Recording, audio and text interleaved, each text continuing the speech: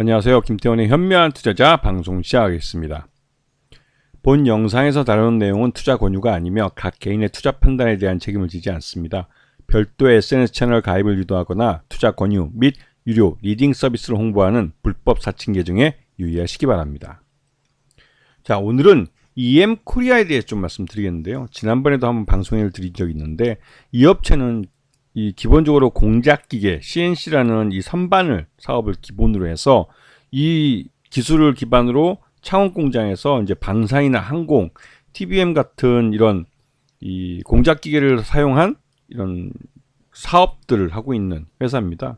그래서 이런 쪽에서 이제 주로 영향받는 게 주로 이제 방산 쪽에 많은 영향을 받고 있고 항공 부품 쪽이나 이런 쪽에도 영향을 받고 있습니다. 그리고 자회사로 EM솔루션이라는 회사를 통해서 수소 경제 쪽에 관련된 수소 제조 장치나 이런 것들, 수소 충전소 이런 사업을 하고 있습니다. 그래서 수소 충전소 사업 같은 경우도 정부에서 이런 재정적 투자를 해줘야 이쪽 사업이 많이 활성화되는데 최근 들어서 현대차가 정부의 지원을 바라지 않고 이제 독자적으로 이 수소 사업을 진행하려고 투자를 늘리고 있습니다. 그 영향을 좀 받고 있는 그런 상황이죠. 전체적으로 보면 이 회사는 이제 CNC 선반이 관련된 공작 기계를 가지고 다양한 방산 관련 부품들을 만들고 있습니다.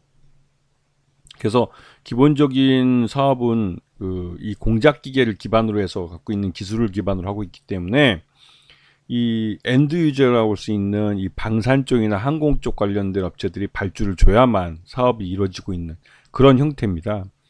그리고 이제 자회사를 통해서 이제 수소 플랜트나 수소 충전소를 독자적인 사업을 하고 있는데 이쪽은 최근 들어서 이제 현대차가 본격적으로 투자를 늘리면서 좀 바람을 좀 타고 있는 그런 상황이기도 하죠.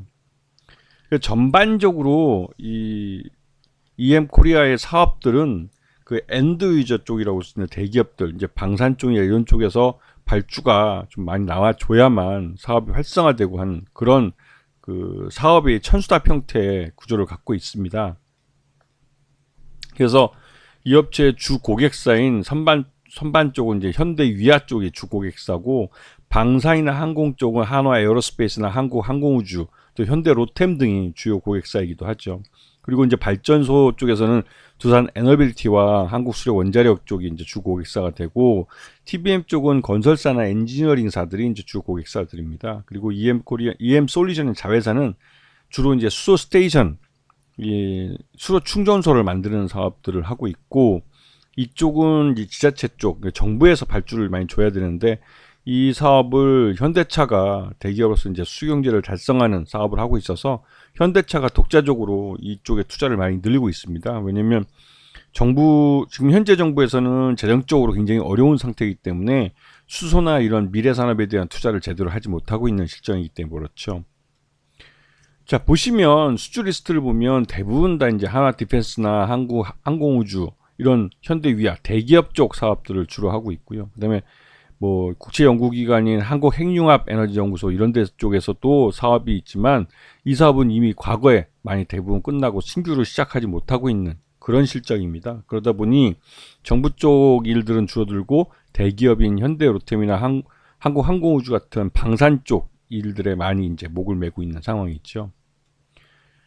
그래서 지금 올해 상반기 실적 기준으로 봤을 때 전체 매출액의 56%가 지금 방산 쪽에서 이제 주로 나오고 있고, 그다음에 공작기계 쪽이 한 27% 정도 매출을 차지하고 있습니다. 그래서 올 반기 기준으로 봤을 때 전년 반기 기준 보면 매출 외형은 좀 늘었지만 영업이익이나 당기 순손실은 여전히 순손실을 기록하고 있어서 여전히 좀 어려운 상태를 보이고 있죠.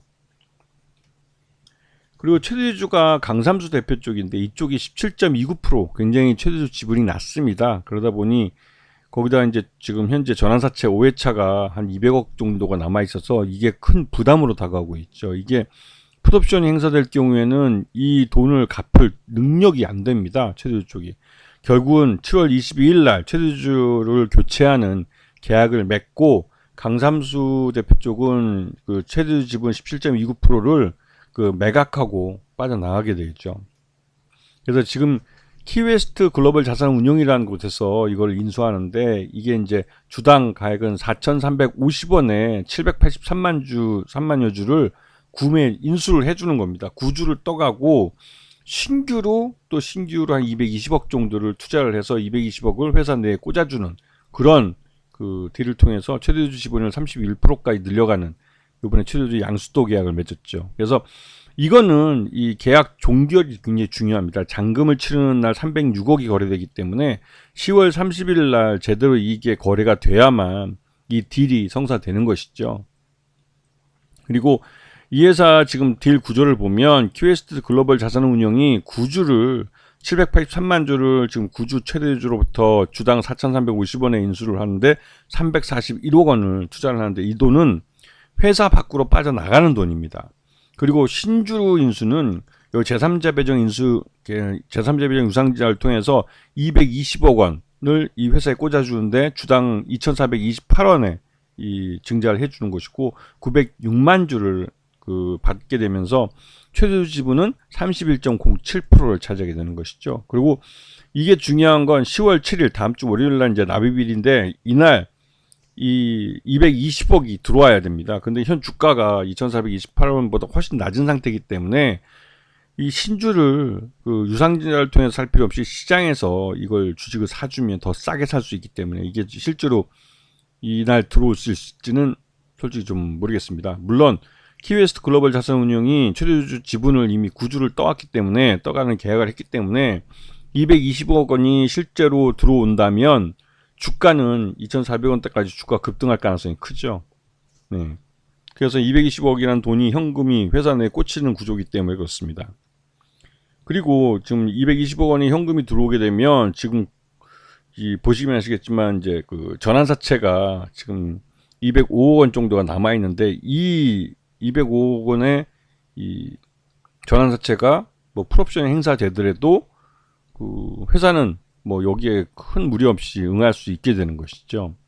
그래서 지금 5회차 전환사채가 계속 주식으로 전환되면서 예전에 이제 그 2,349원에 계속 전환돼서 시장에 바로바로 매각이 됐는데요. 이게 매물이 나오면서 주가도 많이 흘러내린 측면이 있습니다. 그래서 지금 남아있는 게 한 205억 원 정도 되고 이게 850만 주 정도 됩니다. 주식으로 따지면 2,419원에 전환되는 거기 때문에 요번 제3자 배정 유상증자가 성공을 하면 주가가 이 이상 끌어올려질 가능성이 크고 그렇게 되면 이 205억 원이라는 이 미전환 전환사채가 그 풋옵션을 행사될지 아니면 주식으로 전환될지는 그때 가봐야 알겠지만 이 최대 뭐 그 풋옵션 행사돼 가지고 그 주식으로 그러니까 주식은 이제 풋옵션으로 행사돼서 이게 현금으로 돈이 빠져나간다 할지라도 EM 그 쪽은 큰 문제 없이 버틸 수 있게 되는 것이죠. 이미 그만큼의 220억이라는 돈이 들어오기 때문에 그렇습니다. 자, 그래서 지금 수성자산운용이나 기존에 갖고 있던 다른 자산운용, 전환사채를 주식으로 전환하면서 갖게 된 주식들은 계속 시장에서 매물로 쏟아져 나오고 있습니다. 이 매물도 대부분 수성자산운용이 7월 달에 갖고 있던 이 주식도 대부분 매도했을 가능성이 크죠.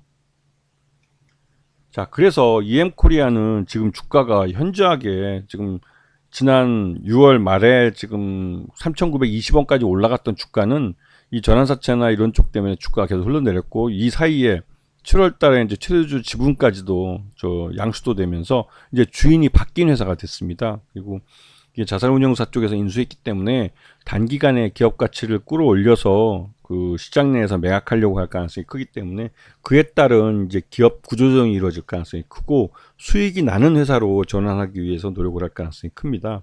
근데 이런 그림을 딱 보면 EM코리아 쪽에서도 나름대로 이제 기업 구조조정을 통해서 그 수익이 나는 회사로의 전환 가능성도 있고 하지만 지금 현재로서는 이 M&A가 성공하기 위해서 주가를 인위적으로 끌어올릴 가능성이 커 보이는데요. 최소한 이제 220억 제3자 배정 유상증자가 납입일이 10월 7일이기 때문에 그날 지금 현 주가를 지금 2,420원인가요? 아까 그 이런 제3자 배정 유상증자 가격까지 끌어올릴 가능성이 크기 때문에 그렇게 되면 그 EM코리아는 최소한 그 정도 가격이 바탕업이 될 가능성이 크죠. 그래서 EM코리아는 지금은 완전히 이 돈에 의해서 주가가 좌우되는 머니게임 회사가 돼버린 상황입니다.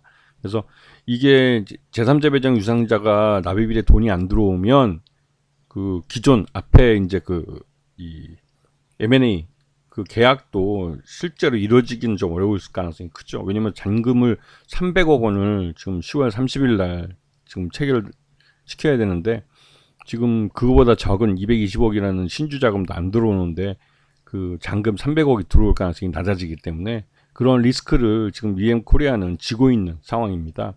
경영권 교체라는 이런 어떻게 보면 회사의 그 경영 내용이 가장 크게 변동되는 상황이 지금 발생하고 있기 때문에 불확실성이 굉장히 크면서도 신규로 들어오는 자금에 의한 기대감, 또 새로 들어오는 그 최대주주에 대한 기대감, 이런 것들이 혼재되어 있는 상태죠. 그리고 그쪽에서 새로 들어오는 이제 경영권을 갖고 들어오는 자산운용 쪽에서 얼만큼 경영 능력이 있는지, 이거는 이제 딜 자금을 진짜로 그 500억 원을 들여서 이 경영권을 확실하게 가져갈 수 있는지를 보면 이제 그에 대한 신뢰감이 이 시장에서 이제 그 생성될 수 있는 기회가 되는 것이죠. 지금은 EM 코리아 자체가 전형적인 머니게임 종목이 돼버린 느낌입니다. 돈에 의해서 이 기업이 무슨 수소 스테이션 사업을 한다든지 아니면 방산 쪽의 사업을 한다든지 이런 것이 아니라 새로 그 돈을 갖고 들어오는 그 최대주 쪽이 그럴 돈을 동원할 수 있는 자금 동원 능력이 있는지를 확인하는 그런 과정인 것을 알 수 있는 것이죠. 아시겠죠? 자, 오늘 방송 여기서 마치겠습니다. 감사합니다.